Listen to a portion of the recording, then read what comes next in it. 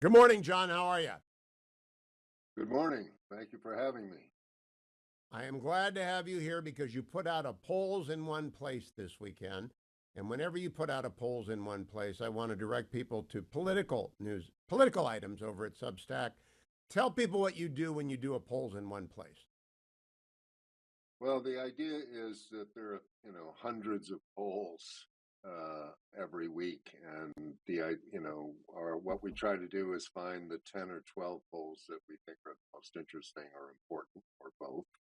And that's sort of the framework of polls in one place. And what's interesting about doing polls in one place this time is that in the U.S. presidential election, the polls are the same every week, so you don't you don't really need to update them because Michigan is close, Wisconsin is close, Pennsylvania is close, et cetera, et cetera, et cetera.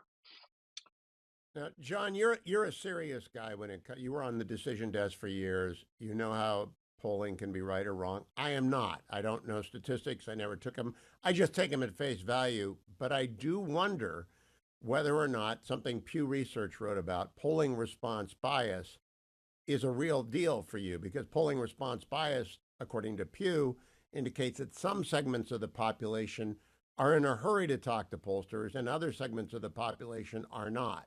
Do you believe in polling response bias? I think I do, actually. I think that I thought in 2020 there was a hidden Trump vote. And, the question is whether the pollsters have corrected this problem for 2024. I don't know the answer to that. But I will say this, it is increasingly hard to conduct public opinion surveys. The refusal rate is in the 90th percentile. So, Wow. if you're doing a poll in Iowa, I remember talking to Ann Seltzer, who does the Iowa poll for the Des Moines Register. She does also a lot of national polling. And she was saying that her refusal rates were in the 90s, 90 percentile. So, not only is there a problem getting it right, there's a problem getting people to actually respond. Now, And John, for I the hate to bring voters, this up go ahead. because I work for the Washington Post, so I hate to bring this up, but I like to do so because it illustrates better than anything else. A week before the 2020 election, less than 7 days actually, ABC Washington Post ran a poll that said Joe Biden was 17 points ahead of Donald Trump. In fact, the final count, Joe Biden won Wisconsin by 0.63 point, not 17 points, 0.63 point. I think that Mm. was, in effect, voter suppression. I don't think they intended to do it, but how does someone get it that wrong? You were in this business for a long time. I mean, I think if you see a poll, we had in 1988, I was at the NBC News election unit, and with 3 or 4 weeks to go, then Vice President George H.W. Bush was ahead of Mike Dukakis, according to our poll that we'd been in the field with, by 17 points. And we had a meeting about it, and we decided to not publish it, not put it on the air because it just was so out of whack with reality. A 95% confidence level can mean that 1 out of every 20 polls is completely wrong. And if you had in Wisconsin a 17-point lead in 2020, at the very end of the campaign, it was obviously wrong and should have thrown it out. And so, do you expect more discipline or less discipline among pollsters this year? I got asked at a dinner party on Saturday night with my main buddies. We're all around the table. We were celebrating Dr. Denise's wedding. And I got asked, how do they do this? And I said, I have no idea how they do it now. I assume that they are now sending emails to people because you don't want self selection. That screws up a poll. I don't care what an internet poll says.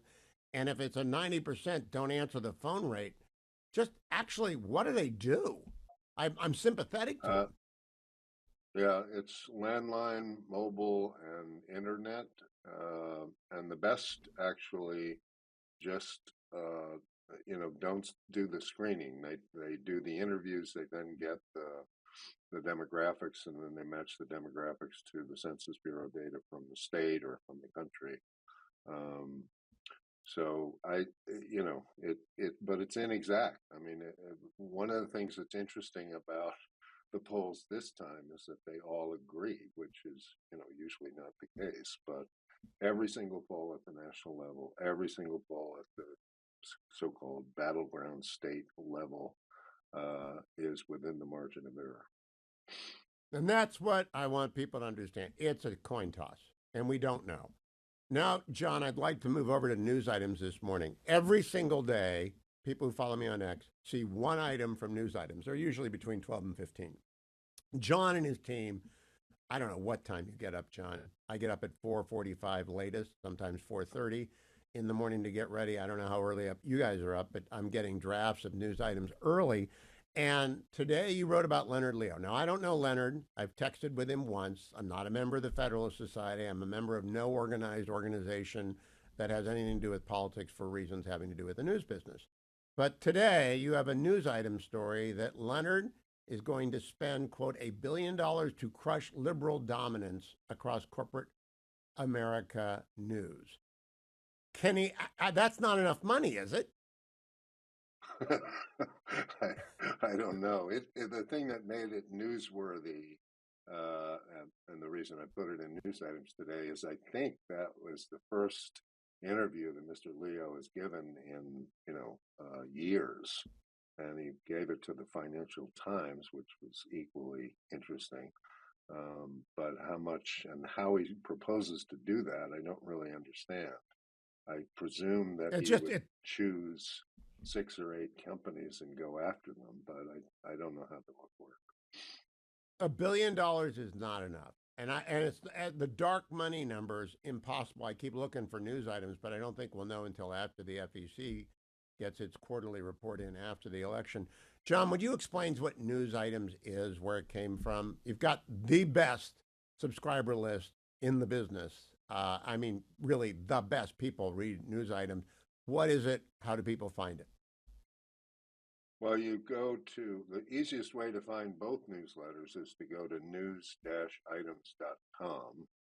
And News Items was born out of, actually, I was at News Corp at the time, and it was in its first iteration, it was a newsletter for Fox News and News Corp executives and editors.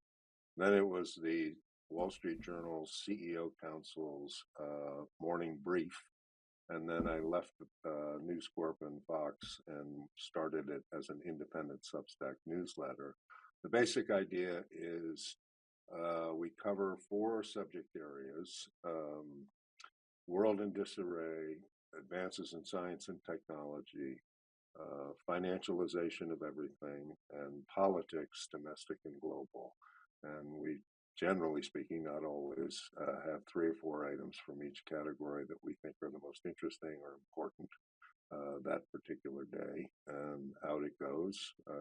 The day starts, the Joanna and Mary and Tom have all filed by 1 o'clock, and I start work on it at 1:30.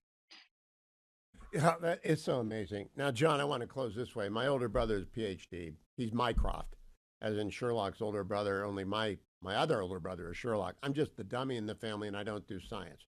So I read your news items for science. I think on Friday you announced that someone has figured out COVID, or at least an antibody that works on COVID. Would you just alert people to that? I put it up on the air, but I'm on the X feed, but I want people to know we had a big breakthrough on COVID. Yeah, the University of Texas basically came up with a vaccine that addresses, if you will, all of the various iterations of COVID, or so they claim. And if you're interested in reading more about that, you simply go to the U-Texas website, which is utexas.edu. But it's a major breakthrough, and given the encroachment of more, I'll leave it at that.